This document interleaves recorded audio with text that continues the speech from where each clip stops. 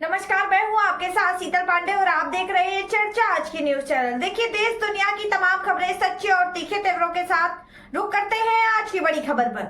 Pune Maharashtra date 8 जनवरी 2026। पुणे महानगरपालिका election 2026। Shiv Sena Shinde गट के प्रभाग क्रमांक 14 के अधिकृत उम्मीदवार पंकज कोंद्रे की पदयात्रा में जनता का बहुत सारा प्यार मिला। इसका अलावा हमारे पुणे जिला ब्यूरो चीफ संदीप धेवडे ने बातचीत की है। तुमचा प्रतिसाद चांगला आहे काय? एकदम मला प्रतिसाद चांगला भेटत आहे। सर्वसामान्य घरातील माझ्यासारख्या युवा कार्यकर्त्याला शिंदे साहेबांनी पुणे शहर प्रमुख प्रमोदनाना भांगरे यांनी जी सुवर्ण संधी दिली त्याचा मी नक्की उपयोग करून घेईन। अक्षरशः पहिल्यांदा असं झालं आहे की दोघंही आम्हाला नवरा बायकोला शिंदे साहेबांनी तिकीट दिलेले आहे आणि याचा मी पुरेपूर फायदा करून दाखवून मी 100% पुणे महानगरपालिकेमध्ये भगवा फडकावणारच आहे। सर, आणि पाठिंबा तुम्हाला प्रचंड मोठ्या प्रमाणात मिळत आहे, तर आपलं पुढचं विजन काय?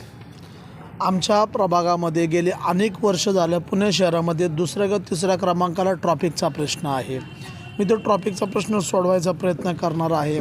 आमच्या प्रभागामध्ये एकही गार्डन नाही, एकही जिम नाही, एकही विरंगुळा केंद्र नाही, वयस्कर माणसांना बसायला काही नाही। म्हणजे अक्षरशः आमचं मुंडवा गाव 1952 साली कॉर्पोरेशनमध्ये गेलं आहे, पण सुखसुविधेपासून वंचित असे आमचं गाव आहे। ते पहिलं मी त्यांना सुखसुविधा द्यायचा प्रयत्न करेन। आणि काय तुमच्या वरिष्ठ नेत्यांची काय सभा इथे होणार आहे?